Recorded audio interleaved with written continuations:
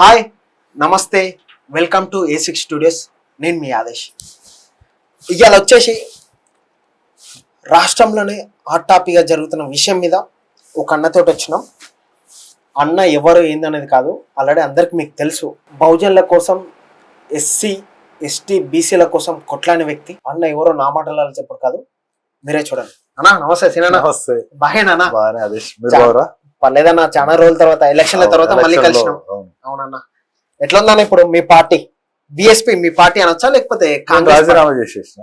ఎందుకనక ఎట్లా అంటే కొన్ని పరిణామాలు, అంటే జనరల్ గా ఎలక్షన్ తర్వాత, ఎలక్షన్ ముందు కూడా, అంటే ఎన్నికల ముందు కూడా చాలా పరిణామాలు ఉన్నాయి. చెప్పలేని పరిస్థితుల్లో మనసులో దాచుకొని ఇక తర్వాత, అంటే ఈ ఘట్టం దాటిపోయిన తర్వాత ఎలక్షన్ ముందు కనుక మనం ఏదైనా తప్పుడు నిర్ణయం తీసుకుంటే అది అంటే వేరే అర్థం తీసుకోవాల్సి వస్తుందని చెప్పి మనసు చంపుకొని అంతే ఉంచుకొని, తర్వాత ఎన్నికల తర్వాత ఒక చర్చల్లో భాగంగా మాట్లాడినప్పుడు, అధ్యక్షుల వారితో మాట్లాడినప్పుడు కొన్ని విషయాల మీద నచ్చక బయటకు వచ్చి చెప్పారు. అంటే నచ్చకనంటే అసలు ఏం జరిగింది?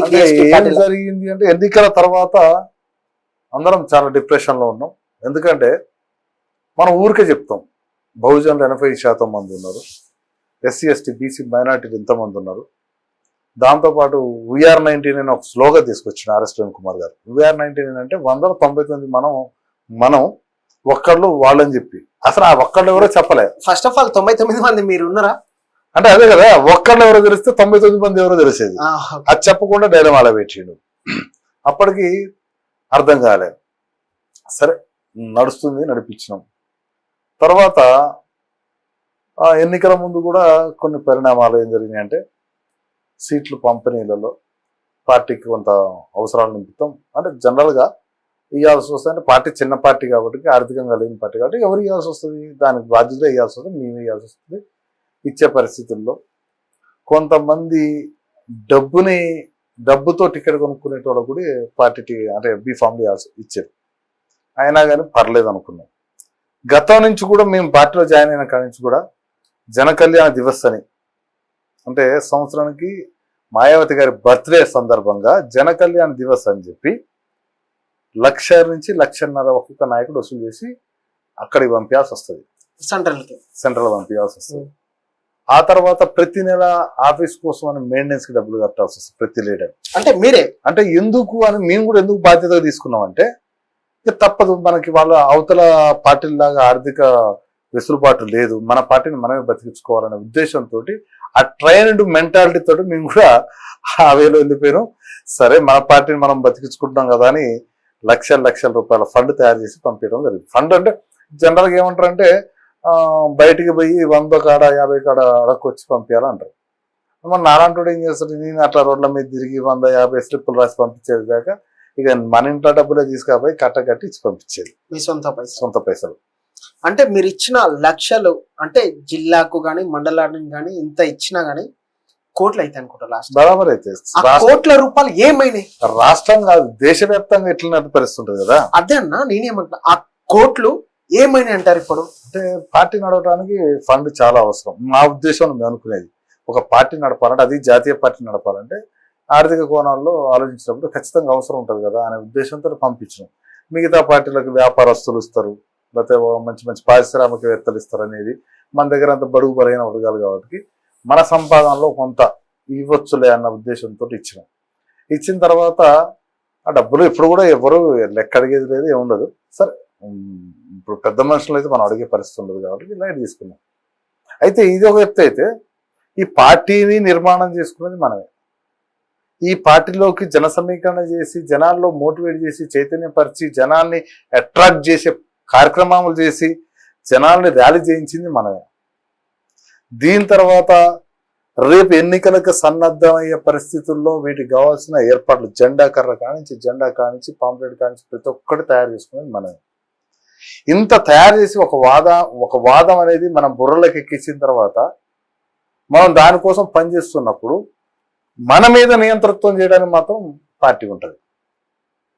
అంటే మిగతా పార్టీలో నియంతృత్వం ఉందా అంటే, సరే ఒకవేళ ఉండొచ్చు, కానీ అది కొద్ది గొప్ప వాళ్ళు నియంతృత్వం అంటే ప్రజాస్వామికంగా వాళ్ళు ఎదిరించే శక్తి ఉంటుంది, ఇక్కడ ఎదిరించే శక్తి ఉండదు. ఇక అవన్నీ అంటే ఇవన్నీ మరి ఎలక్షన్ ముందు చెప్పొచ్చు కదా అని అంటే, మీరు ఒక సినిమా చూసారు, రంగం సినిమా చూసారు.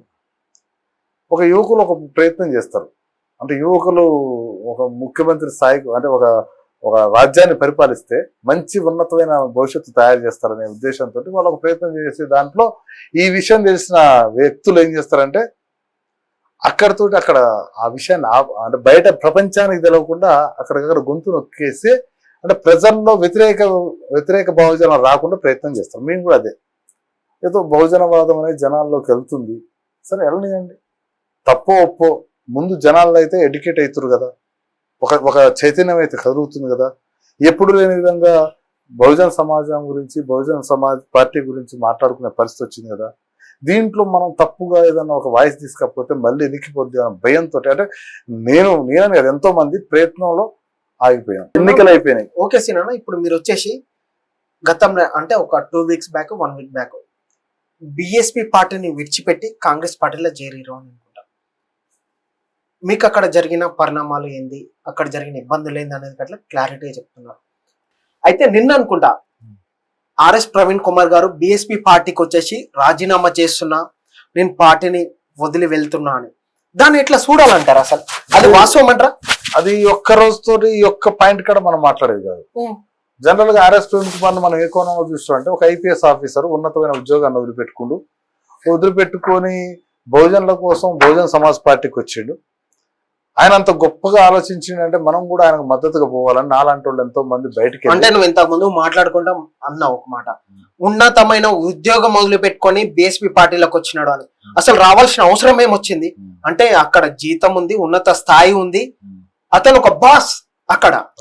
కానీ అది వదిలిపెట్టుకొని రాజకీయ పార్టీలకు రానికి వెనకాల ఉన్న మతలబ్ ఏందంటారు? అదే మీరు లాస్ట్ క్లైమాక్స్ కి వచ్చిన తర్వాత ఆ మతలబ్ ఏందో తెలుసుకోగలుగుతాం. కానీ స్టార్టింగ్ స్టేజ్ లో ఆయన ఎంతో మంది పిల్లలకు చదువు నేర్పించిండు, గొప్ప పరిస్థితులు తీసుకొచ్చిండు. ఆయన ఒక మంచి పొజిషన్ నుంచి, అడిషనల్ డీజీపీ నుంచి ఆ ఉద్యోగాన్ని వదిలిపెట్టుకొని సమాజం కోసం బయటకు వచ్చిండు అన్నప్పుడు జనరల్ గా ఎవరికైనా అనిపిస్తుంది ఈయనలో ఏదో మార్పు జరుగుతుంది, ఒక సమాజానికి మార్పు జరుగుతున్న ఉద్దేశంతో ఒక ప్రయత్నం జరుగుతుందేమో ఆలోచనతో వచ్చినాం. సరే, అది వాస్తవానికి ఆయనలో కూడా నేను అనుకున్నంత వరకు తప్పు కాకపోవచ్చు. ఎందుకంటే ఆయన ఒక సిస్టమ్ తయారు చేసింది, స్వేరోస్ అని. స్వేరోస్ అనే దాన్ని తయారు చేసి మనకు లెక్కనే చెప్పారు, 10 లక్షల మంది స్వేరోస్ ఉన్నారు అన్నారు. 10 లక్షల మంది స్వేరోస్ ఉంటే ఈ రోజు అధికారం చేతిలో ఉండేది. 10 లక్షల మంది సైకోలు ఉన్నారని అంట. నేను వెరీ కరెక్ట్ మీరు మాట్లాడింది. ఎందుకంటే మొన్న ఏదో ఇంటర్వ్యూలో చూసిన విశాల్ మహారాజ్ అట్లా ఇదే మాట్లాడుకుంటాను, వాళ్ళు వచ్చేసి స్వేరో సైన్యం కాదు సైకోలు అని. అంటే నేను విశారదన గురించో ఇంకోళ్ళ గురించో నేను ప్రత్యక్ష అనుభవంతో చెప్తున్నా. అంటే అందరూ 10 లక్షల మందిలో 10 లక్షల మంది ఉంటారని నేను కూడా అన్నాను. కొంతమంది భావజాలంతోటో లేకపోతే ఒక మంచి ఉన్నతమైన ఆలోచనతో వచ్చిన వాళ్ళు ఉండొచ్చు, కానీ ఎక్కువ శాతం సైకోలే ఉన్నారు. ఇంకొక విషయం ఏంటంటే, వీళ్ళకి రాజకీయాలు తెలియదు ఫస్ట్. కానీ వాళ్ళు మన్నే ఉంటారంటే మీకు రాజకీయ అవగాహన లేదంటారు. వాళ్ళకి ఎటువంటి తెలివితేటలు ఉండవు, మూర్ఖులు. నేను చెప్తున్నా కదా, వాళ్ళకి అసలు సమాజం మీద ఒక దృక్పథం ఉండదు, నిజమైన అంటే సామాజిక విలువలు కానీ అసలు మనం ఎదగాలంటే ఏం చేయాలనేది ఉండదు. ప్రవీణ్ కుమార్ గారు కాంట్రాక్ట్లు ఇప్పించిండు, అందులో ఏదో పైసలు వచ్చినాయి, ఇక నేను స్వేరో అనుకుంటాడు. ఆ స్వేరో అని చెప్పుకొని అక్కడ ఉన్న కొంతమంది వ్యక్తుల్ని అది స్వేరో అంటే ఒక బ్రాండ్ అయిపోయి వాళ్ళు ఏం చేసినా చెల్లిపోద్ది అన్న ఉద్దేశంతో ఫస్ట్ ఆ రోజు బీజేపీ రాష్ట్ర అధ్యక్షులు కోదాడ వచ్చిన పర్యటనలో భాగంగా ఆ రోజు ఆయన మీద దాడి చేశారు.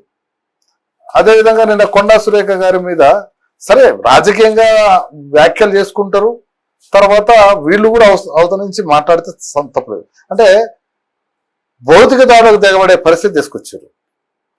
అంటే వీరు స్వేరో అంటే ఏంది అంటే, ప్రవీణ్ కుమార్ గారి గురించి ఎవరైనా తప్పు మాట్లాడితే భౌతికంగా దాడి చేయడంతో పాటు చేశారు కదా, సాక్ష్యం ఉంది కదా. ఇప్పుడు మా కోదాడ నియోజకవర్గానికి ఒక రోజున బండి సంజయ్ గారు వచ్చినప్పుడు భౌతికంగా దాడి చేయకపోయారు. అదేవిధంగా కొండ సురేఖ గారి మీద ఒక మహిళా బీసీ మంత్రి, ఇంకోటి ఏంటంటే వీళ్ళు బీసీలే టార్గెట్ చేస్తారు. మళ్ళీ వీళ్ళు బహుజనవాదం అంటారు, బహుజనవాదం బహుజన సమాజ్ పార్టీ వేరే, ఈ స్వేరో అనేది మాత్రం వీళ్ళు కేవలం ఒక కులంలోని ఒక వర్గానికి తయారైపోయి. అంటే ఒక కులం అని అంటే అర్థం కాలేదు మళ్ళీ, అంటే ఏ కులం అంటారు, ఏ వర్గం?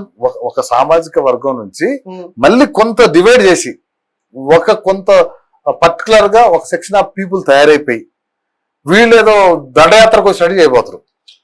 ఆర్ఎస్ అయితే- ప్రవీణ్ కుమార్ వచ్చేసి ఓన్లీ అతను బ్రతకనికి మాత్రమే బిఎస్పి పార్టీలకు వచ్చినాడు అని అంటుంటే వీళ్ళు అంటుంటే విన్నా. అది వాస్తవం నాతో చాలా మంది అన్నారు ఆయన డబ్బుల కోసం వచ్చాడు, లేకపోతే పార్టీలో బహుజన భారత రాష్ట్ర సమితి బీఆర్ఎస్ పార్టీని కాపాడటం కోసం వచ్చిండు. అంటే 2 సార్లు గవర్నమెంట్ ఫామ్ వచ్చింది కాబట్టి 3వసారి రావాలంటే యాంటీ ఇన్కంబెన్సీ దాని ఓటు చీలికని బిఎస్పి కనుక తీసుకుంటే మళ్ళీ అధికారంలోకి బీఆర్ఎస్ వస్తానని అన్నారు. అయినా ఇన్ని మాటలు అంటున్నాం కానీ మేము ప్రతిసారి ఇంటర్వ్యూలో చెప్పినా ఎక్కడ చెప్పినా సమర్థించుకుంటూనే వచ్చినాం. అంటే మా కోణం ఏంటంటే ఒక వేదిక బహుజన్ సమాజ్ పార్టీ అంటే ఈ వేదిక నుంచి మనం ప్రత్యామ్నాయంగా తయారు కావాలనుకున్నాం. మరి అంతర్గతంగా వాళ్ళ మధ్య ఏమో పొందాలనో మనం ఎప్పుడు చూసింది లేదు. అంటే నేను కూడా అంత ఇంట్రెస్ట్ గా రాష్ట్ర రాజకీయాల మీద ఎప్పుడు కాన్సన్ట్రేట్ చేయలేదు. కేవలం కోదాల పరిధిలో నేను ఉండేది. నాకు రాష్ట్ర స్థాయి పదవులు ఇస్తానని నాకు రాష్ట్ర స్థాయి పదవులు వద్దని చెప్పి నేను కోదాడికి పరిమితమైన. ఎప్పుడన్నా జిల్లాలో మీటింగ్ నమ్మన్నప్పుడు పోవడం తప్పితే పెద్దగా ఇంట్రెస్ట్ గా నేను రాష్ట్ర రాజకీయాలు ఇన్వాల్వ్ కాకపోయేది. ఎప్పుడన్నా నాకు సార్ ఆయన ప్రవీణ్ కుమార్ గారు ఫోన్ చేసినప్పుడు కూడా ఏదైనా సందర్భంలో మాట్లాడినప్పుడు కూడా నేను నా లిమిటేషన్ అంతవరకు మాట్లాడేది. ఎప్పుడైతే ఎన్నికలు అయిపోయిన తర్వాత ఒక సందర్భంలో నేనే వెళ్ళి సార్ ఇక మన సమాజాలు మనల్ని యాక్సెప్ట్ చేయట్లేదు, ఏదైతే 85% పబ్లిక్ మన వాళ్ళు అని చెప్పి మనం అనుకుంటున్నాం, వాళ్ళకైతే బహుజన రాజ్యాధికారం కాదు కావాల్సింది, బహుజనుల బతుకులు బాగుపడాలని కోరుకుంటున్నారు. దాని ఏ పార్టీ వల్ల బహుజనుల బతుకులు మారుతాయో అది చూస్తున్నారు తప్పితే రాజ్యాధికారం అంటే 85% మంది ఉన్న ప్రతి వ్యక్తి రాజ్యాధికారంలో పాలు పంచుకోవాలంటే ప్రతి ఒక్కరికి ఒక ఎమ్మెల్యే పదవి ఉండాలి. కానీ వాళ్ళు అది కోరుకోవట్లే. ఎవరైనా సరే మా బతుకులు మారాలని అనుకుంటున్నారు. మా బతుకులు ఎట్లా మారుతాయి అంటే ఆర్థిక పరిస్థితి, ప్రతి కుటుంబం నుంచి ఆర్థిక పరిస్థితి బాగుంటే మారిపోతుంది ఆటోమేటిక్ గా. అంతేందుకు మనం కూడా ఎంతమందికి టికెట్లు ఎవరిని చూసి ఇచ్చినామండి?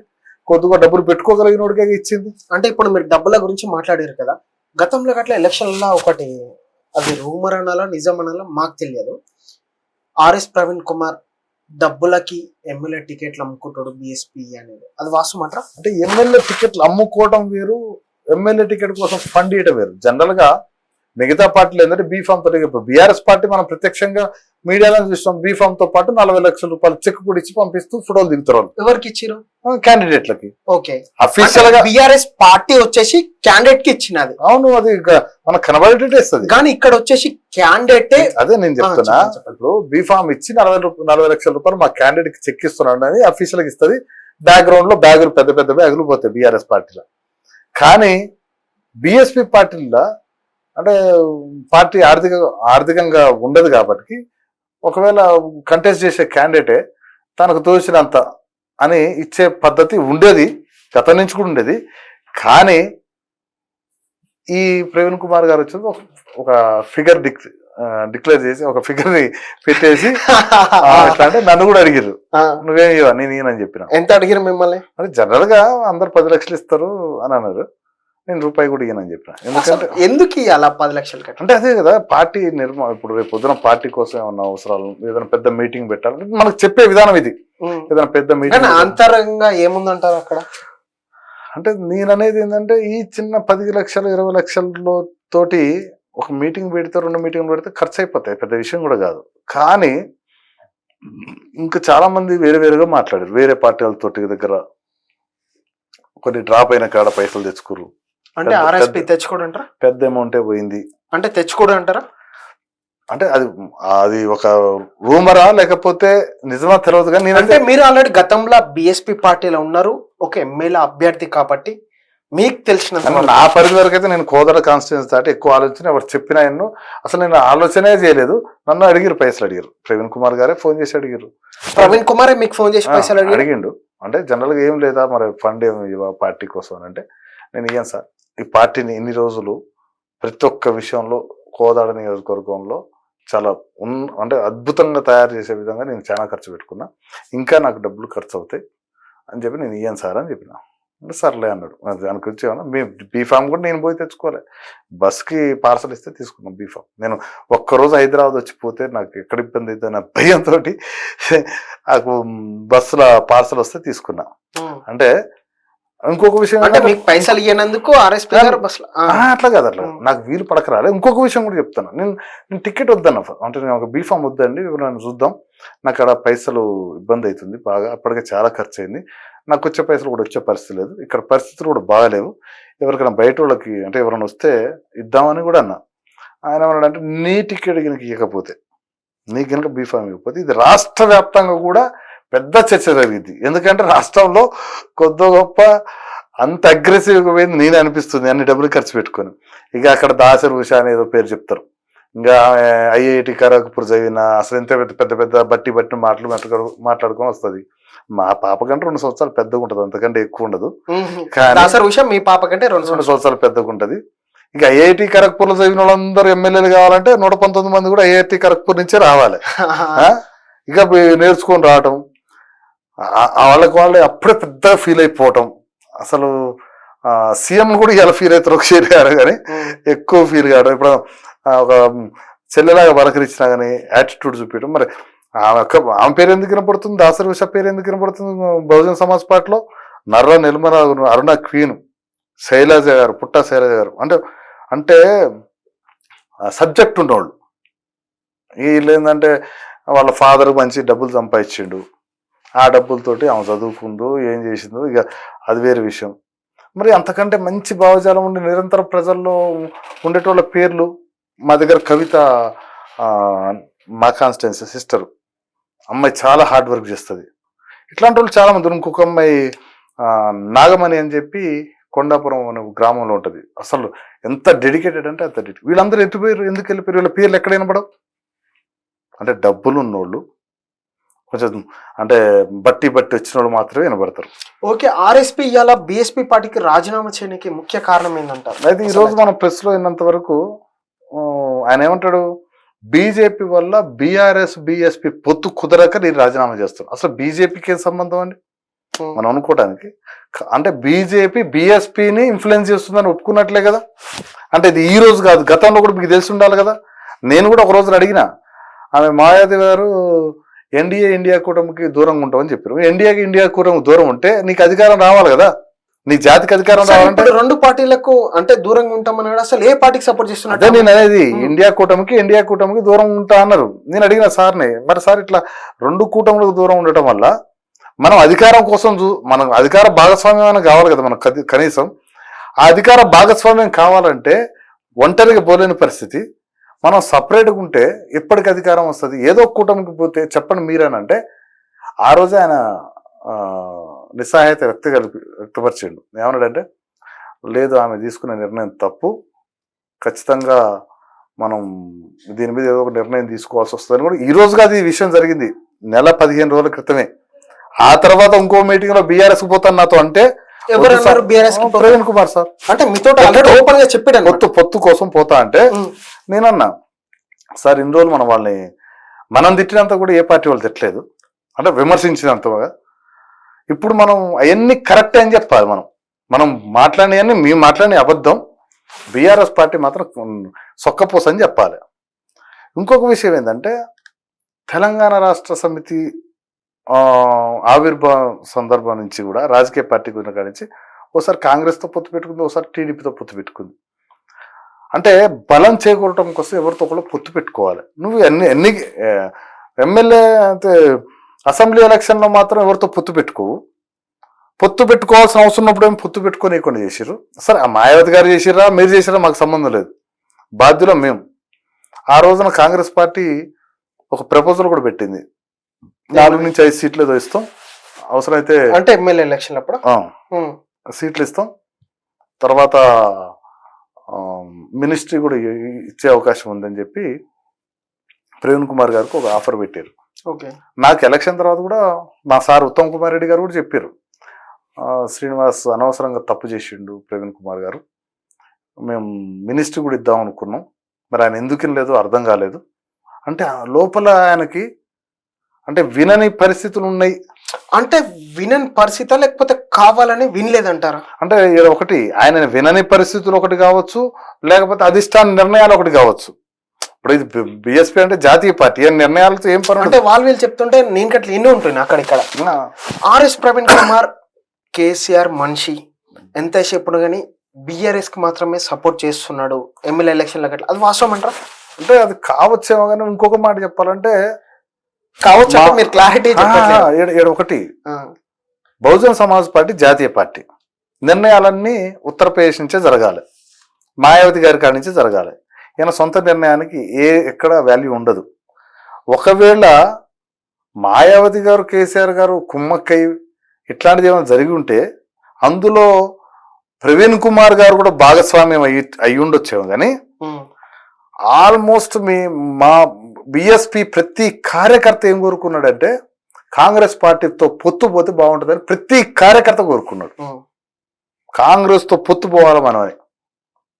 కానీ అక్కడ కాంగ్రెస్తో పొత్తు పోవడానికి అవకాశం లేకుండా చేశారు. అంటే వీళ్ళ ఉద్దేశం ఏంటంటే కాంగ్రెస్ పార్టీని చీల్చే అవకాశం బిఎస్పికి ఉంటుంది. ఉన్నప్పుడు మళ్ళీ బీఆర్ఎస్ పార్టీ గవర్నమెంట్ మళ్ళీ ప్రభుత్వం ఏర్పాటు చేస్తుంది. అటువంటి పరిస్థితులు ఉన్నప్పుడు కాంగ్రెస్ పార్టీ కనుక ఒకవేళ బిఎస్పి పార్టీ అంటే ఒకవేళ పోటీలో లేకున్నా లేకపోతే పొత్తులో పోయినా ఇంకా 15 నుంచి 20 సీట్లు పెరిగాయి. ఎందుకంటే మనం ఇద్దరిని సమానంగా తిట్టడం వల్ల ఏమైందంటే ఆల్మోస్ట్ అగ్రకులాలు బహుజనులు అని చెప్పి 2 డైవర్షన్ చేసినాం. ఇది ఎంత ప్రమాదం అంటే జనరల్గా నాలాంటి వాడు కూడా నేను 2015 తర్వాత కొంచెం రాజకీయాలకు నాకు విరక్తిపడి దూరంగా ఉన్న తర్వాత నాకు అంత సొసైటీలో అన్ని వర్గాల వాళ్ళు నాకు స్నేహితులు ఉన్నారు, మంచిగా చూసుకుంటారు. నేనంటే చాలా గౌరవిస్తే ఏ రోజు కూడా కుల ప్రస్తావన రాలేదు, వర్గ ప్రస్తావన రాలేదు నా దగ్గర. నాకెందుకో ఈ బహుజన్ సమాజ్ పార్టీ మన వాదం దీని ద్వారా మనం రాజ్యాధికారం వస్తుంది, మన జాతులు అట్లయితే ఇట్లయితే అని చెప్పి చెప్పడం వల్ల నేను ఒక ఫాల్స్ ట్రాప్లోకి వెళ్ళిపోయాను. నాలాంటి వాళ్ళు చాలా మంది వెళ్ళిపోయారు. ఇప్పుడు సమాజానికి దూరంగా జరిపే పరిస్థితి తీసుకొచ్చిండు. ఇప్పుడు మనం ఒకటి గుర్తుపెట్టుకోండి, తెలంగాణ వాదం అంటే ఆంధ్ర నుంచి తెలంగాణ డివైడ్ కావటం, తెలంగాణ రాష్ట్రం డివైడ్ కావడం. అంటే బహుజనవాదం అంటే అంటే 2 ప్రాంతాల మధ్య డైవర్షన్ కావడం అనేది సహజం. ఒక దేశం ఇంకో దేశంగా విడిపోవచ్చు, ఒక రాష్ట్రం ఇంకో రాష్ట్రంగా విడిపోవచ్చు, కానీ ఒకే రాష్ట్రంలో ఉన్న ప్రజల మధ్య చీలిక తీసుకొచ్చి 2 వర్గాలుగా తయారు చేస్తే చాలా పెద్ద ప్రమాదం. పోటీ పడదాం అంటే వాళ్ళని చూసి మనకంటే గొప్పగా ఉన్న వాళ్ళని చూసి పోటీ పడదామని చెప్పాలి. వాస్తవానికి బీఎస్పీ పార్టీలో నేను జాయిన్ అయిన తర్వాత కొన్ని తీవ్రంగా మాట్లాడే మాటలు నేను ఖండించి నేను వాళ్ళని అడ్డుకట్టేసిన 2-3 సార్లు. అంటే ఏం మాట్లాడారు అంటే వీళ్ళు మాట్లాడితే మనువాదం బ్రాహ్మణిజం అని మాట్లాడతారు. అంటే నేను చెప్పిన, సార్ మేము బీసీలం, మీరు ఊకే హిందుత్వం మీద కానీ దేవుడి మీద కానీ మాట్లాడకండి. ఎందుకంటే మేము మనుషుల కంటే ఎక్కువ దేవుడిని ఎక్కువ నమ్ముతాం, మా నైజం అట్లాంటిది. మిమ్మల్ని మీరు నమ్మాలంటే మీరు దేవుడిని నమ్మాలి. అంటే ప్రతి ఒక్క పార్టీ వాడు అన్ని మతాలకు అడిగిపోతున్నప్పుడు నువ్వు అన్నిటికీ అడిగిపోతావు, కానీ హిందూ మతానికి అడిగొచ్చారు కూడా తీవ్రంగా పరిగణిస్తావు. ఇది మాకు ఇబ్బంది అయింది. దేవుడు ఉండా లేడా, ఏ మతం ఉంది, ఎందులో అబద్ధాలు ఎందులో నిజాలు ఉన్నాయి మాకు అవసరం లేదు. మా అమ్మమ్మ తాతయ్య అందరూ కానించి మేము ఒక ఆచారం ప్రకారం వస్తున్నాం, ఈ ఆచారంలో భాగంగా నడుస్తున్నాం. నువ్వు ఈ రోజు నడిచేది తప్పు, మీ నాన్న నడిచింది తప్పు, మీ అమ్మ నడిచింది తప్పు అని మా ఇంట్లో వాళ్ళనంటే నేను తట్టుకోలేము. సరే ఒకవేళ తప్పులు ఉండొచ్చు, మార్చుకుందాం అని చెప్పడం వల్ల ఇట్లా కొంత చెప్పుకుంటా కొంత ఇన్నోవేటివ్గా మనం ఒక సందర్భంలో నాకు తెలియదు ఈ మహనీయుల ఫోటోలు అన్ని పైన వరుసగా ఉండాలి. తర్వాత ఎంత ఘోరంగా ఉంటుంది అంటే ప్రోటోకాల్లో పెద్ద ఆయన ఫోటో పైనుండి ఆయన కంటే ఏలు పైకి కొద్ది కూడా పోకూడదు, పోతే అది ఖండించి అసలు అది పెద్ద తప్పు బీఎస్పీ పట్ల. అబ్బా అసలు ఏలు ఇట్లా చేతి లేపితే ఆ ఏలు కొంచెం ఆ తల పైకి పోయిందంటే అది పెద్ద నేరం. నాకు ఇవన్నీ తెలియదు. నేను ప్రవీణ్ కుమార్ని నా లీడర్ని ఒక హీరోలా చూడాలని ఒక ఫోటో వేయించి హోర్డింగ్ పెట్టిన. దాని గురించి పెద్ద పంచాయతీ. అది నువ్వు అట్లా వేపిస్తావు ఇట్లా వేపిస్తావు.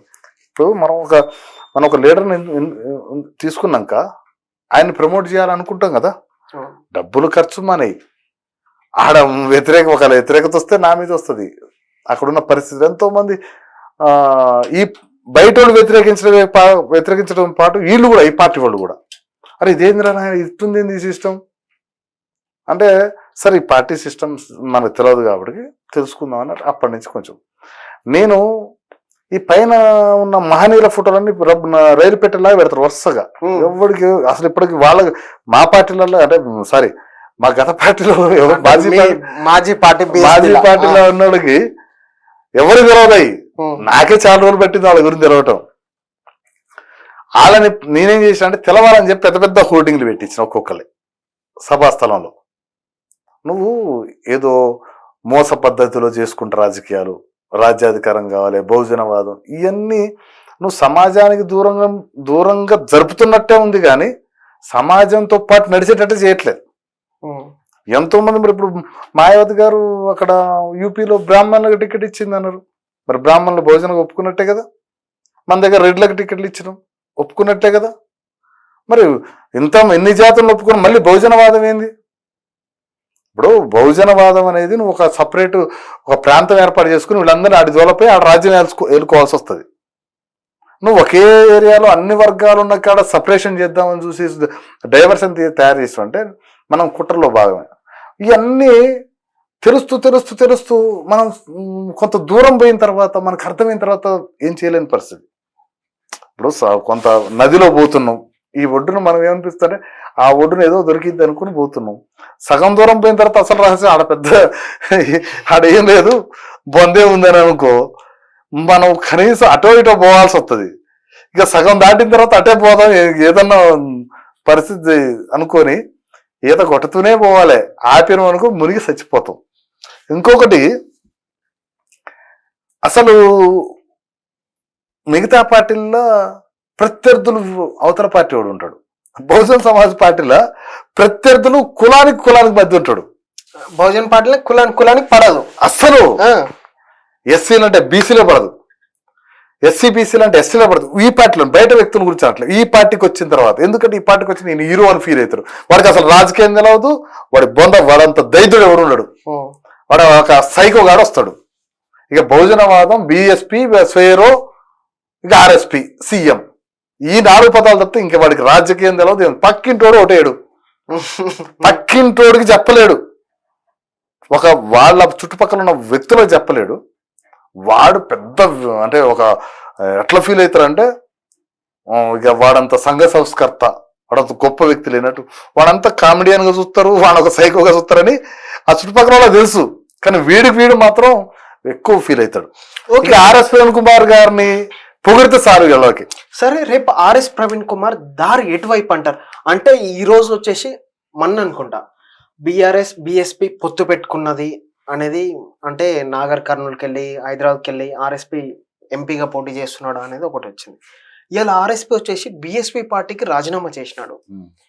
ఆ క్రమంలో ఆర్ఎస్పి ఏ పార్టీకి వెళ్ళి పోటీ చేస్తాడు? 2-3 minutes లో చెప్తా ఈ విషయం అంతా.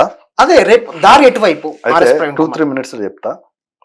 ఏదైతే కొంచెం బహుజన సమాజ్ పార్టీలో కానీ బహుజనవాదం మీద కానీ వాట్ ఎవర్ ఇట్ మేబీ ఏదైతే పనిచేసినామో మాకెంతో బాధ కలిగిన తర్వాత ఒక నిర్ణయానికి వచ్చాం. ప్రవీణ్ కుమార్ దగ్గరికి పోయి, సార్ దగ్గరికి పోయి, సార్ ఇట్లా కాదు సార్, మీరు ఒక నిర్ణయం తీసుకోండి. మీరు కనీసం పార్లమెంటుకో అసెంబ్లీకి పోలేకపోయారు, అవకాశం ఉండి పోలేకపోయారు. ఇప్పుడు పార్లమెంట్కి పోతేనైనా పార్టీ బతకడమో లేకపోతే ఏదో రకంగా ఉంటుంది. కాంగ్రెస్ పార్టీతో పోతే ఇప్పుడు పోయే అవకాశాలు ఉంటాయి అని చెప్తే ఆయన నిర్మోహమాటంగా, మరి మాయావతి గారి ఆలోచనది ఇండియా కూటమికి మద్దతు ఇయ్యనని చెప్పారు. ఆయన కూడా కొంచెం బాధపడ్డాడు ఆ విషయంలో. ఈ రెండింటికి కాకుండా వీళ్ళని పరిస్థితి ఎట్లా అని చెప్పి అయిపోయిన తర్వాత నెక్స్ట్ కొద్ది రోజులకి మళ్ళీ ఒకసారి కలిసినప్పుడు బీఆర్ఎస్ తో పొత్తు పోతే ఎట్లా ఉంటుంది అంటే బాగొస్తారని చెప్పేసినాం. కంప్లీట్గా చెప్పేసినాం. బీఆర్ఎస్ కూడా జాతీయ పార్టీ అని పెట్టుకుండు కదా, లేకపోతే ఇంకో కూటమి ఏమైనా ఉంటే ఆ కూటమిలోకి ఎన్నో పార్టీలు దేశవ్యాప్తంగా వస్తే దాన్ని బలపరచడానికి నువ్వు పోతే బాగుంటుంది. కానీ అసలు వాడే కాళ్ళిరి కుంటికూరం లాగుంటే అది ఎక్కుతా అంటే ఎట్లా? ఇప్పుడు అసలు ఇంకొక విషయం ఏంటంటే కొద్ది గొప్ప కాంగ్రెస్ పార్టీకి ఇంకా మెరుగు సీట్లు రావాల్సింది. మేము కూడా రెడ్ల పాలనను, అగ్రకుల పాలన అని చెప్పి కొంత డైవర్షన్ చేసి ఇటువైపు కొంత ఓటు పడకుండా చేయడం వల్ల కూడా కొంత తగ్గింది అనిపిస్తుంది. అయితే అక్కడ వరకు బ్రేక్ అయింది. నేను పార్టీ రాజీనామా చేస్తున్నా, మీరు నిర్ణయం తీసుకుంటే మంచిగా ఉంటుంది, లేకపోతే నేను రాజీనామా చేస్తాను. కొద్ది రోజులు వెయిట్ చేసినాం కూడా. నాతో పాటు కొంతమంది మిత్రులకు, అనుచరులకు, వాళ్ళకు కూడా చెప్పిన, సహచరులకు కూడా చెప్పిన, నేనైతే ఉండను, మిమ్మల్ని రమ్మని అడగను, ఎందుకంటే ఏదో ఒక వాదం మీద నడుస్తున్నప్పుడు దాన్ని బ్రేక్ చేయడం నాకు ఇష్టం లేదు. మీకు మంచిగా ఉంటేనేమో ఉండండి, లేకపోతే మీ ఇష్టం, నేనైతే మీ నిర్ణయానికి వదిలిపెడుతున్నా. అందులో మన వెంకటేష్ చౌహాన్ ఒక వ్యక్తి మన తమ్ముడు అంటే నాకంటే ముందే తొందరగా నిర్ణయం తీసుకొని రిజైన్ చేయడం కాదు, కాంగ్రెస్ పార్టీ కూడా జాయిన్ కావడం జరిగింది.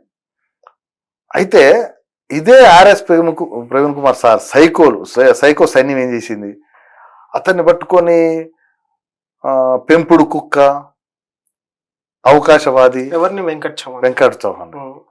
ఇప్పుడు నువ్వేం చేస్తున్నావు? నువ్వు పెంపుడు కుక్కవని మేము అనలేమా? నువ్వు అవకాశవాది అని మేము అనలేమా? అంటే ఒక చెత్త ఎదవాళ్ళందరూ తయారు చేసి నువ్వేం చేయాలి? పోతే పోయారు. నువ్వు ఒక ట్వీట్ పెట్టినావు, ఏమైనా పెట్టినావు? నా తమ్ముళ్ళు అని చెప్పి నాతో ప్రయాణం చేసిన తమ్ముళ్ళు అన్నావు. ఆ రోజు నువ్వు ట్వీట్లో ఏం మాట్లాడినావు? వాళ్ళ స్వార్థ ప్రయోజనం కోసం పోతే తప్పులేదు, కానీ నన్ను తిట్టండి కానీ పార్టీని అమ్మాలంటే పార్టీని తిట్టకండి అన్నావు. ఆడిపోయింది నీ తెలివి. ఆ సైకో గాళ్ళకి ఎందుకు చెప్పావు? నువ్వు బద్మాష్ గాళ్ళకి ఎందుకు చెప్పావు? ఈ సమాజాన్ని సర్వనాశం చేస్తున్న వాళ్ళు మొత్తం ఏకమైతే ఒక్కొక్కటి ఉరికించుతారు ఊళ్ళల్లా. ఏం చేస్తారు తెలుసా? నా కాడికి బహుజన సమాజ్ పార్టీలో ఉండగా ఎంతో మంది స్కూళ్ళల్లో సీట్లు కావాలని వచ్చిన వాళ్ళ దగ్గర డబ్బులు తీసుకొని సీట్లు ఇప్పిస్తా అంటాం, ఉద్యోగాలు ఇప్పిస్తా అంటాం, కాంట్రాక్టర్లు తీసుకోవడం, ఆడ స్కూళ్ళల్లో కాంట్రాక్టులు తీసుకొని సరైన ఫుడ్ పెట్టకపోవడం, ఇదంతా జరిగినా కానీ మనసులో పెట్టుకున్నా. నువ్వు వాళ్ళని సమర్థిస్తావు. ఒక్క మాట ఎందుకు ఖండించకపో? పోతే పేరు వాళ్ళ నిర్ణయానికి మొత్తం. ఇప్పుడు వ్యక్తిగత నిర్ణయం మాదంటున్నావు. ఇప్పుడు వ్యక్తిగత నిర్ణయం అంటే మాయావతి గారి వ్యక్తిగత నిర్ణయం కదా. బహుజన సమాజ్ బీఆర్ఎస్ పార్టీలో పొత్తు పెట్టుకోవడం ఎవరైనా సంప్రదించిరా? ఈ 80% ఉన్న ప్రజలందరూ భారత రాష్ట్ర సమితితో పొత్తు పెట్టుకోమంటే అందరు సమస్యలతో బీఎస్పీ పొత్తు పెట్టుకుందా? మాకు నచ్చలేదు. ఆ రోజు నచ్చింది, వచ్చినాం, తెలుసుకున్నాం, పొరపాటు చేసినాం, ఉన్న డబ్బులన్నీ ఖరాబ్ చేసుకున్నాం, భార్య పిల్లల్ని దూరం పెట్టుకున్నాం, వాళ్ళ జీవితాన్ని నాశనం చేసినాం. ఒకనొక సందర్భంలో ఆ రోజు ప్రోగ్రాం ఉంటే మా నాన్నగారికి కరెంట్ షాక్ కట్టి చావు బతుకుల్లో ఉంటే ఆయన్ని తెల్లారు 5ంటికి ఆయన కరెంట్ షాక్ కొట్టి పడి ఉంటే చూసి ఇక చనిపోయింది అనుకున్నాం ఆల్మోస్ట్. ఆ సందర్భంలో ఆయన పైకి ఎత్తుకొచ్చి, మా ఇంట్లో అక్క ఉంటుంది పని ఆవిడ, అక్కను పిలిచి నువ్వు చూసుకో అని చెప్పి ఆయన, ఇది సాక్ష్యం, ఇది రేపు ఎక్కడ చెప్తా నేను, ఆమెని నాన్న చూసుకో అని చెప్పి నెక్స్ట్ 10 నిమిషాల తర్వాత ఇవాళ ప్రోగ్రామ్ గురించి ఆలోచించి ప్రోగ్రామ్ చేసి వచ్చాను నేను. ఈ సైకిల్ చావు బతుకున్నాడు. ఇవాళ అదే పరిస్థితి ఉంది. మా పిల్లల బంగారం అంతా తీసుకుపోయి తాకట్టు పెట్టి అమ్ముకొని వచ్చినాం. నువ్వు చెప్పినావు, ఏమని చెప్పి ఎలక్షన్ ముందా? సార్ నాకు ఆ డబ్బులు నేను పోటీ చేయను, ఎవరికైనా ఇద్దామంటే డబ్బులు ఎక్కడొక్కరు తెచ్చుకో, ఏదో ప్రయత్నం చేయను. సరే ఇల్లు అమ్మా సార్ అను, అమ్మేసేయను. ఇక ఎడిపోయినావు? నువ్వు అడ్రస్ రాకుండా పోయినావు, అమ్మేసే అన్నాడు. కాదని చెప్పానండి. నేను ఆయన ఇంటి ముందుకు వచ్చి ఆయన ఇంటి ముందు ఈ ప్రశ్న అడుగుతా. నన్ను ఎన్నో కోట్లు తీసుకున్నావు అని ప్రచారం జరుగుతుంది. ఏ రోజు కూడా ప్రవీణ్ కుమార్ సార్ పైసలు తీసుకుంటారు ఎక్కడ అనలే. నన్ను ఇక్కడ అదేది మునుగోడు దగ్గర 12 ఎకరాలు ఉన్నాయి అన్నారు. నేను ఏ రోజు కూడా ఆ మాట అనలే, ఎవరి దగ్గర కూడా మాట్లాడలే. ఇప్పుడు నేను అది మనకు అసందర్భం. నేను ఆయన ఎప్పుడు కూడా అనలే. నీ సైకోగాళ్ళు మమ్మల్ని పట్టుకొని వాడికి ఏం చేత కాదు, వాడు ఫోన్ ఒకటి ఉంటుంది, ఆ ఫోన్లో నీ ఇష్టం వచ్చేట్టు రాస్తావు. ఇది ఒకటి తయారు చేసినావు, ఒక్కరి సబ్జెక్ట్ ఉండదు. ఇక పైగా మాకు రాజకీయ అవగాహన లేదంట. 20 సంవత్సరాల నుంచి మేము రాజకీయాల్లో ఉండి ఎంతో మంది ఆదరాభిమానులు పొందితే నిన్న బాగా రాజకీయ అవగాహన, నీకు మాత్రం రాజకీయ అవగాహన ఉన్నదా? ఏముంది నీకు? ఏం చేసినావు? ఎవడైతే కొంచెం తెలివి ఉంటాడో వాడిని పక్కన పెడతాడు. ఇలా సందర్భం ఇప్పటికీ నాకు కోపం ఎందుకు వస్తుందంటే, ఈ సోషల్ మీడియాలో వాడు పాపం వెంకటేష్ చౌహాన్ పట్టుకొని స్కాలరు, ఎస్సీలో చదువుకుండు, రాహుల్ గాంధీతో మంచి ఇంటరాక్షన్ ఉంది, అట్లాంటి వాడు కాదనుకో నీ కాడికి వస్తే నీ పక్కన ఉండే చెంచాగాలు కుక్కలతోటి పెంపుడు కుక్క అని రాపిస్తావు. నువ్వు రాపిలేదు, నేను రాపిస్తావు అన్ను, అంత తక్కువగా ఆలోచించవు. కానీ రాయిస్తున్నప్పుడు కానీ రాయించాల్సి వచ్చే వాడు ఎవరైనా రాస్తే కానీ నువ్వు ఎవరైనా పోయినోళ్ళు పోతే పోయారు, కానీ వాళ్ళు వ్యక్తిగతంగా విమర్శించొద్దని ఒక మాట చెప్పకపోయినా? అంటే మీకేం వ్యక్తిగత స్వార్థం కావాలి, వ్యక్తిగత స్వతంత్రత కావాలి, మేము మాత్రం మీరు ఏదంటే అది అని కొట్టాలి. ఇదే బహుజనవాదం. ఏడుంది స్వాతంత్రం? మిగతా పార్టీల్లో కూడా ఉంటుంది స్వతంత్రం, ఇక్కడ ఉండదు. ఏదో బీసీలకు ఎస్సీలకు పడదు, ఎస్సీలకు ఎస్టీలకు పడదు. ఎవరికి వాడే హీరో అనుకుంటాడు, ఒక లైన్ ఉండదు. అంతేందుకండి, బంద ప్రభాకర్ గారు ఒక వర్గం, ఆర్ఎస్ ప్రవీణ్ కుమార్ గారు ఒక వర్గం. అంటే ఒక వర్గం అంటే వాళ్ళిద్దరూ ఒకే పార్టీలో ఒక సమాన స్థాయి హోదా ఉన్నా కానీ ఈయన వైపు కొంతమంది ఉంటారు, ఈయన వైపు కొంతమంది. డైరెక్ట్ వాట్సాప్ గ్రూపులలో ఆ బంద ప్రభాకర్ గారిని తిడుతుంటే నేను ఆయన మంచోడు కాదు, ఆయన మనం కూడా దూరం పెట్టాలని చెప్పి ఒక సందర్భంలో ఆయన నేను నీ ఇష్టం వచ్చేది చేసుకొని నీకు ఒక 5 లక్షలు 10 లక్షలు ఇస్తా, కార్యక్రమం నడిపించుకొని నేను రానని చెప్తే ఆయన అంత పెద్ద వయసులో ఉండి అంత పెద్ద గొప్ప స్థాయిలో ఉండి కూడా సీనన్నా అని అంటుంటే అరే ఇంత తగ్గి మాట్లాడుతాడు, మనం ఎంత కోపంతో మాట్లాడినా అనిపించింది. ఆయనని విమర్శించడానికి ఒక టీం ఈ వాట్సాప్ లోనే పెద్దగా ధైర్యంగా ముందుకు వచ్చి మాట్లాడుతూ ఆర్ఎస్పీ చేయడు, కానీ వాళ్ళ మైండ్లలో అట్లా ఎక్కిచ్చిండు. లేనిపోనిది ఒక వితండవాదాన్ని ఇక మనం ఇట్లా ఉంటేనే సమాజంలో గెలుస్తాం అనే ఉద్దేశంతో పెట్టిండు, ప్రేమతో గెలుద్దాం అనే ఉద్దేశంతో కాదు. ఇక చూడండి, వాడికి ఏం తెలవకపోయినా కానీ వాడు నాకేం తెలవదు, నేను అంటే నా కొడుకు వయసు ఉంటుంది వాడికి, ఒకవేళ ఉంటే నా కొడుకు వయసు ఉంటుంది, వాడు నాకేం తెలియదు అని వాట్సాప్లో కానీ అది మన ఇందులో పెడతాడు, ఇది ఫేస్బుక్లలో పెడతాడు, నాకేం తెలియదు. మరి నాకేం తెలియకనే నేను 2 పిల్లల్ని కానీ వాళ్ళ ప్రయోజకులను చేసి ఇలా రాజకీయాల్లో వచ్చి ఇట్లా చేస్తే వాడు పనికిమాలోడు వాళ్ళ నాన్న కొనిపించిన ఫోన్ తోటి వాట్సాప్లోనూ ఫేస్బుక్లోనూ టైప్ చేస్తాడు. ఇట్లాంటి మీకు ఇందాక సందర్భం వచ్చింది, పవన్ కళ్యాణ్ కనుక సీఎం ఇంతకంటే డేంజర్ ఉంది ఇక్కడ. సరే, పవన్ కళ్యాణ్ అంటే ఒక దేశం కూడా ప్రపంచంలో కూడా ఒక పరిచయం ఉంది, ఆయన సినిమాలు బాగుంటాయి అని కొంతమంది, ఆయన సినిమాల కోసం అని కొంతమంది ఉంటారు. మరి ఇక్కడ ఇది ఇంత దారుణం ఏంటంటే, నేను గ్రామాల పోతే వాడంటే ఒకడు బిఎస్పీ వల్ల నేను పరిచయం అయిందంట. బిఎస్పీ వల్ల నేను పరిచయం కాదు, అసలు బిఎస్పీ అనేది గ్రామాల పోతే తెలుస్తుంది. ప్రవీణ్ కుమార్ సార్ ఫోటో చూపిస్తే ఏం తెలుసా అమ్మా అంటే ఎవరైనా అన్నారు, సీనయ్య అంటారు, నన్ను ఎవరైనా అంటారు, ఈయన అమ్మ ఈ పార్టీకి అధ్యక్షుడు అని చెప్పాలి మేము.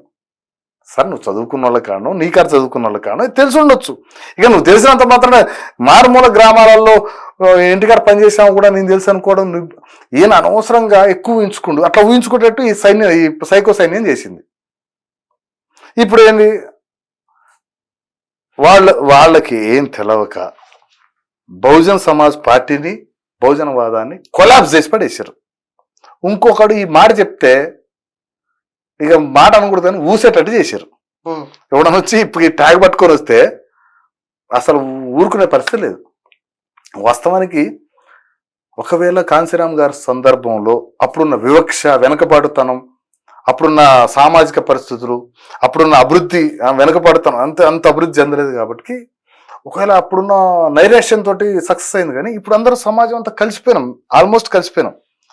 నీకు చేతగాక నువ్వు పోలేక పోయినోడి మీద ఏడిస్తే ఏం లాభం? ఇలా ప్రతి ఒక్కరు ఎవరు మామూలు స్థాయిలో ఉన్నారు గ్రామాలలో ఇంకా ఘోరమైన పరిస్థితులు ఉన్నారు. వాళ్ళని బాగు చేయాలంటే నువ్వు ఏదైనా ప్రయత్నం చేయి, ప్రేమగా ప్రయత్నం చేయి. వీడిని తిడితే వాడు బాగుపడ్డు, పైనోడిని తిడితే కిందోడు బాగుపడతారా? కిందోడికి నేర్పు, ఎదిగే విధానం నేర్పు. ఇది వదిలిపెట్టి ఊరికే వాణి తిట్టి వీడి ఇంక నాశనమే, వీడు నాశనం అయిపోయా. ఆర్ఎస్ ప్రవీణ్ కుమార్ రేపు చచ్చిపోబోతున్నాడా? దేనికి అంటే ఆయనే ఒక మాట అన్నాడు అనుకోట గతంలో ఒక ఇంటర్వ్యూలో, నేను ఈ బహుజనవాదాన్ని వదిలిపెట్టేస్తే నేనే ఎన్కౌంటర్ చేసుకొని చచ్చిపోతాను. బ్రదర్, ఇప్పుడు వాళ్ళది ఏంది ఉంటుంది అంటే, నేను మధ్యలో 2-3 సార్లు మాట్లాడినా, సార్ ఇట్లా మాట్లాడకూడదు ఏమంటే, ఏం కాదు రాజకీయాలు అట్లే ఉంటాయి అన్నాడు. ఇప్పుడు రాజకీయాలు అట్లా ఉండటానికి ఈ పార్టీకి ఎందుకు రావాలి? మనం ఒక విధానం తీసుకొని రాజకీయాల్లో మార్పు రావాలనుకుని బహుజన సమాజ్ పార్టీకి వచ్చినాం. ఫక్తు రాజకీయ పార్టీలు లాగా ఉండాలంటే అన్ని పార్టీలు నెలనే ఉంటాం, అది కాదు.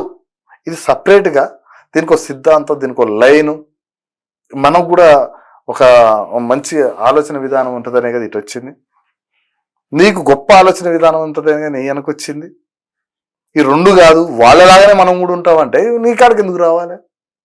నీ దగ్గర ఉన్న గొప్ప విషయం ఏముంటుంది? మాట్లాడితే ఇక అసలు ఆ ఇంటర్వ్యూలలో ఆయన మాట్లాడుతుంటే ఇప్పుడు అనిపిస్తుంది, అరే నువ్వు కొద్దిగా కూడా బాధ్యత లేకుండా ఇట్లా మాట్లాడుతున్నావు. ఇప్పుడు రెస్పాన్సిబిలిటీ ఉండాలి కదా. నేను ఈ మాట అయితే ఇందాక ఒక మాట చెప్దాం అనుకున్నా. ఆ జరిగిన తర్వాత నేను పార్టీలో రాజీనామా చేసిన తర్వాత వెంకటేష్ చౌహాన్ చేసిండు. తర్వాత నేను చేసిన నేను ఒక ట్వీట్ పెట్టిండు, నా తమ్ముళ్ళు వ్యక్తిగత స్వార్థం కోసం పోయిరు అన్నాడు. సరే పెట్టుకుంటూ మనకెందుకు, మన పని మనం చేసుకుందాం అంటే నన్ను ఎవరు అనలేదు. కానీ వెంకటేష్ చౌహాన్ మాత్రం కొంచెం హార్ష్గా మాట్లాడారు. మాట్లాడిన తర్వాత హార్ష్గా ఈ కామెంట్లో మాట్లాడటం అంటే మొహం కూడా అంత సీన్ లేదు వీళ్ళకి. అయితే అయిపోయిన తర్వాత నెక్స్ట్ డే బీఆర్ఎస్తో పొత్తు అన్నారు. మేము పరేషాన్ అయినాం. అరే నేను ఎవరితో పొత్తు పెట్టుకోని అనుకున్నావు, సరే ఒక లైన్ మీద పోతుంది, 10 ఓట్లు 15 ఓట్లు వస్తే అయ్యేది గొప్ప అనుకోని పోవాలి. కానీ సరే ఇంకొకటి కూడా అడ్జస్ట్ ఏమైనామంటే, సరే ప్రవీణ్ కుమార్ సార్ అయినా కానీ ఎంపీ పార్లమెంట్కి పోతే పార్టీ ఇక్కడ ఉన్న తెలంగాణలో ఉన్న పార్టీ బతికిద్దాం అనుకున్నాం. ఒకరోజు పార్టీతో పొత్తు అన్నారు, రెండో రోజు కరీంనగర్ సభకి మరి పొత్తుల పార్టీలు పోయి 2 పార్టీలు సభ మీద కూర్చోవాలి కదా. ఇప్పుడు టికెట్లు అనౌన్స్ చేసుకోవాలి, ఇంకా చేసుకోలేదు. నువ్వు పోయి వినోద్ కుమార్ గారిని నువ్వు ఎంపీకి అభ్యర్థికి ఎట్లా పెడతావు? కేసీఆర్ గారు ఇప్పుడు ప్రవీణ్ కుమార్ గారి కన్సర్న్ తోటే తీసుకపోవాలి, మా ఉమ్మడి అభ్యర్థి అని చెప్పాలి. నువ్వు బీఆర్ఎస్ పార్టీ అభ్యర్థులను పెట్టుకుంటూ పోతుంది. ఇక్కడ అసలు పొత్తులు ఎన్ని సీట్లు ఇస్తారో ఎక్కడ ఇస్తారో తెలవకుండా ఇక్కడ డేరమాలో ఉన్నారు. అంతే కదా. ఇప్పుడు పొత్తులో భాగం అంటే ఇలా టీడీపీ జనసేన పొత్తు ఉన్నది. 20 సీట్లో 10 సీట్లో 5 సీట్లో తీసుకున్నప్పుడల్లా ఎక్కడ పడితే అక్కడ సభలో వాళ్ళిద్దరు కనబడుతున్నారు. మరి నువ్వు ఎక్కడ కనబడుతున్నావు? నేను ఎక్కడ పొత్తు ధర్మం పాటించాడు అంటే ఫస్ట్ నుంచే మోసం చేస్తున్నా కానీ నువ్వు అది పట్టించుకోవట్లే. ఓకే, పొత్తు అనేది మాయావతి గారికి ఇస్తలేదని ఒక స్క్రోలింగ్లల్లో టీవీలలో న్యూస్ రాగానే ఈయన వెంటనే మాయావతి గారి సమ్మతం మేరకే, ఆమె నిర్ణయం మేరకే మేము పొత్తులో మాట్లాడటం జరిగింది, మాయావతి గారితో కూడా మాట్లాడటం జరిగిందని చెప్పిండు. ఓకే, అది ఓకే. రెండో రోజు 6 రాష్ట్రాలు 7 రాష్ట్రాల కోఆర్డినేటర్ ఉంటాడు, చీఫ్ కోఆర్డినేటర్ రామ్జీ గౌతమ్ రాజ్యసభ సభ్యుడు. ఆయనతో పాటు ఈ హరీష్ రావు తీసుకుని లోపలికి తీసుకొని పోయాడు. ఎక్కడికి? కేసీఆర్ ఇంట్లో తీసుకుపోయాడు. ఆడ మాట్లాడేది పొత్తులో భాగంగా నాగర్ కర్నూలు హైదరాబాద్ సీట్లు కేటాయించడం కూడా చెప్పారు. నాగర్ కర్నూలు నువ్వు చేస్తావు, హైదరాబాద్ ఎవడు చేస్తాడు అంటే ఏంది అసలు? వీళ్ళ ఒప్పందం ఏంది? ఏం సీటు తీసుకుంటున్నావు? ఒకటి గెలిచే సీట్ అంటే గెలిపించుకుంటారు అనుకుందాం, మరి హైదరాబాద్ ఎవరు గెలుస్తారు? ఎట్లా గెలుస్తారు? అంటే పెద్ద గొప్పగా నాగర్ కర్నూలు హైదరాబాద్ సీట్లు కైవసం చేసుకున్నావా నువ్వు? ఎవరికి నేర్పుతున్నావు నీ దొంగ బుద్ధి, దొంగ ఆలోచన? విరక్తి పుట్టింది అసలు. ఈ షార్ట్ టర్మ్ లో అసలు పూర్తిగా విరక్తి పుట్టింది. కొద్ది గొప్ప ఏమో ఏదో నడుస్తుంది, నడిపిస్తుండు, పోనీదే అనుకున్నాం. కానీ ఈ 15-20 రోజుల నుంచి అయితే ఇంకా విరక్తి పుడుతుంది. అదైపోయింది. అదైపోయిన తర్వాత బీజేపీ వల్ల బీఆర్ఎస్ బీఎస్పీ పొత్తు కుదరట్లేదని చెప్పి స్టేట్మెంట్ ఇస్తాడు. అసలు ఇది ఏమన్నా అర్థమయ్యే స్టేట్మెంటేనా? అసలు బీజేపీ బీఆర్ఎస్ బీఎస్పీల పొత్తు ఎందుకు జరగబడుతుంది? ఇంకొకటి, కవిత అరెస్ట్ గురించి ట్వీట్ చేసినావు ఖండిస్తూ. మరి ఇదే ట్వీట్ గతంలో కూడా చేసినావుగా. అంటే కవిత అరెస్ట్ లేనట్టేనా? ప్రజలందరూ మోసపోయినట్టేనా? బీఆర్ఎస్ బీజేపీ ఒకటే అనే దీనికి నిదర్శనమేనా అంటే మేము కూడా అంతేనా అంటివి, తారా అంటే తందారా అంటివి. ఇవాళ మమ్మల్ని సరే మేమంటే బయటకు వచ్చిన మా సోదరులు ఉన్నారు పాపం, వాళ్ళు ఏంటంటే సావలేక బతకలేక అలా చస్తున్నారు. ఇప్పుడు వాడిని బయటకి తలకాయ పెట్టి చూడాలంటే ఎంటర్ డోర్ వేసుకునే పరిస్థితి చేసినావు. నువ్వే అన్నావు టీఎస్పీఎస్సీ చైర్మన్ మార్చాలి అన్నావు, కేటీఆర్ తిడితివి, ట్విట్టర్ పెట్ట అంటివి, కేసీఆర్ దొర ఎదురు నీ పీకుడు ఎదురు అంటివి, నేను కూడా తానా అంటే తందానా అంటివి. ఇవాళ నువ్వు పట్టుకొని దొరే మా గురువు అంటుంటివి. ఆయన పరమానంద అయితే పరమానంద శిష్యులు ఇవాళ ఏమంటున్నావు? సరే ఇప్పుడు రాజకీయాల్లో కొన్ని పరిణామాలు జరుగుతాయి, దాన్ని నువ్వు అంత అగ్రెసివ్ గా దాని పోయినప్పుడు నువ్వు ఒక లైన్ తీసుకో. నువ్వేమో నీ వెనక వచ్చేటోడు వస్తాడు, ఆగిటోడు ఆగుతాడు. నీకు ఇంత నిన్నటికి నిన్న కవిత ఈడీఆర్ఎస్ గురించి మాట్లాడినావు. ఈ రోజు ఏమంటావు? బీజేపీ బీఆర్ఎస్ బీఎస్పీ పొత్తుని ఒప్పుకోవట్లేదు కాబట్టి నేను రాజీనామా చేస్తాను. అసలు కాజేనా? మనము ఇది రాజకీయ అవగాహనకి ఏమంటారు, రాజకీయాల్లో ఉన్న పరిశీలన తెలిసినోడికి తెలవనోడికి. దీనికి ఐపీఎస్ అవసరం లేదు, ఐఐటి ఖరగ్పూర్ చదవటం అవసరం లేదు, లేకపోతే ఎస్సీఓలో స్కాలర్ చదవటం అవసరం లేదు, లేకపోతే అమెరికాలో లండన్ పోయి చదువుకొని రావాల్సిన అవసరం లేదు. మన ఊర్లో గ్రామంలో ఉన్న కార్యకర్తలు అడిగితే వీటి మీద విశ్లేషణ సూపర్ చేస్తాడు. దీనికి చదువు అవసరం లేదు. రాజకీయాలకి చదువుకు సంబంధం లేదు, వాడికి విఘ్నత ఉంటే చాలు, రేపు ఏం జరగబోతుందో ఆలోచించగలిగితే చాలు. మరి మేమెందుకు 15 రోజుల ముందే రాజీనామా చేస్తాం? మీ పిచ్చోళ్ళమా? మాకేంది తెలియదా? ఇప్పుడు మమ్మల్ని తిట్టినోడంతా అన్నా మీరే కరెక్ట్, అన్నా మీరే కరెక్ట్ అంటారు. ఆగండి రా భయ్, కొద్దిగా ఆగండి. ఎందుకు సైకో గాళ్ళకి ఎందుకు ఫీల్ అవుతారు? 4 రోజులు ఆగితే ఇంకా మేము మాకంటే పెద్ద విఘ్నత ఏమి, లేకపోతే మాకంటే పెద్ద పరిజ్ఞానం, రాజకీయ పరిజ్ఞానం ఏమి ఆర్ఎస్ ప్రవీణ్ కుమార్కి లేదు. ఇవాళ ఏదో పరిస్థితి బాగాలేక కొంతమంది ఇట్లున్నాం, కానీ అందరూ మంచి ఎవరికి వాళ్ళే. రేపు ఆర్ఎస్పి ప్రవీణ్ కుమార్ ఎంపీగా పోటీ చేయబోతున్నా, ఇక అది అసలు ఇక ఆయన గురించి మాట్లాడదలుచుకోవట్లేదు. అంటే మీ ఆలోచన ఇప్పుడు రాజీనామా చేసినా అన్నాడు అంటే రేపు బీఆర్ఎస్ లో పోతారని ఒక చర్చ నడుస్తుంది. బీఆర్ఎస్ లో పోతాడు ఏం నాకు తెలియదు, బయట చర్చ ఏంటంటే ఇక ఆయన రాజీనామా చేసి డైరెక్ట్ బీఆర్ఎస్ పోయి కారు గుర్తు నుంచి పోటీ చేస్తారు. ఇంకా వాస్తవం చెప్పాలంటే రోజు రోజుకి తన నెత్తిన తనే మన్ను పోసుకొని ఆయనే బొందలో కూర్చుంటాడు నాకు అనిపిస్తుంది. యాక్చువల్గా మంచి గౌరవం ఎవరన్నా మాట్లాడితే, ప్రవీణ్ గారి గురించి మాట్లాడితే పూర్తిగా అసలు అవుట్ రైట్ మాట్లాడు. నా స్నేహితులు చాలా వెరీ క్లోజెస్ట్ ఫ్రెండ్స్ తోటి మాట్లాడి ఈయన గురించి వాదించి వాళ్ళని దూరం చేసుకుని ఇవాళ నాకు దూరం మాట్లాడలేదు నా తోటి వాళ్ళు. ఎప్పుడన్నా ఒక మాట అంటే వాళ్ళు ఒక మాట్లాడితే నేను ఈయన గురించి 100 మాటల మద్దతుగా మాట్లాడి వాళ్ళకు దూరమే. నేను ఇవాళ సమాజంలో ఏకాకిని చేసి వీళ్ళందరూ కలిసి ఎంత బాధలు పడుతున్నామో మాకు తెలుసు. ఇంకొక విషయం, ఇవాళ ఏదో పార్టీకి మోసం చేసిన ఈ మధ్య వాడేవాడు మాట్లాడుతుండు చెత్తగాళ్ళు. ఈరోజు ఫస్ట్ లోనే మహతి రమేష్ అని బీసీ వ్యక్తి పోయాడు, పెండెన్ ధనుంజయ పోయాడు, తర్వాత సాంబశివ గౌడు పోయాడు, తర్వాత మన మిర్యాడంలో యాదవ్ పోయాడు, మన వనపర్తి జడ్చర్ల బాలవర్ధన గౌడ్ పోయాడు. వీళ్ళంతా బీసీలే కదా.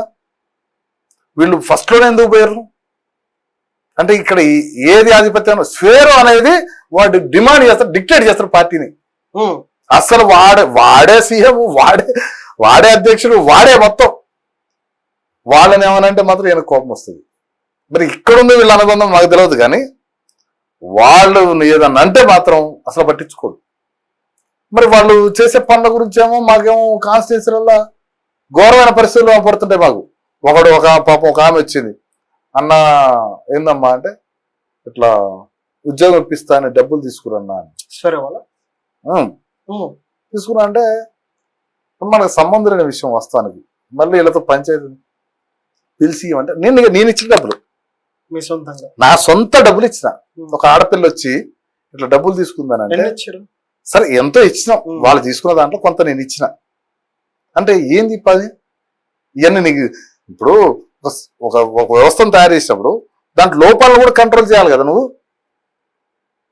ఇప్పుడు ఎవరో మొన్న మన మిత్రుడు ఇట్నే టీవీలో అగ్రెసివ్ మాట్లాడితే నాకు బాధ అనిపించింది పాపం.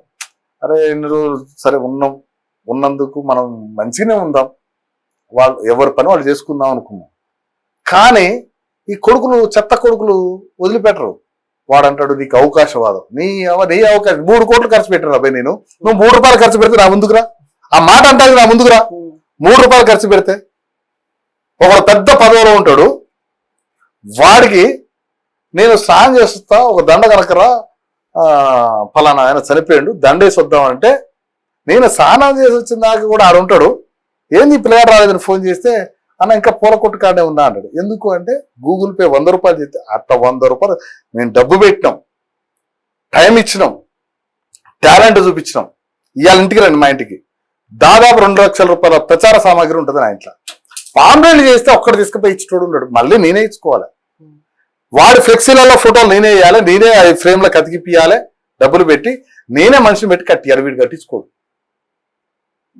బహుజన సమాజ్ పార్టీ సర్వనాశనం కావడానికి ప్రవీణ్ కుమార్ గారి స్వేరో టీం ఏదైతే అందరు నన్ను నేను కొంతమంది సైకోగాళ్ళు ఉంటారు, ఆ సైకోగాళ్ళ వల్ల నాశనం అయింది.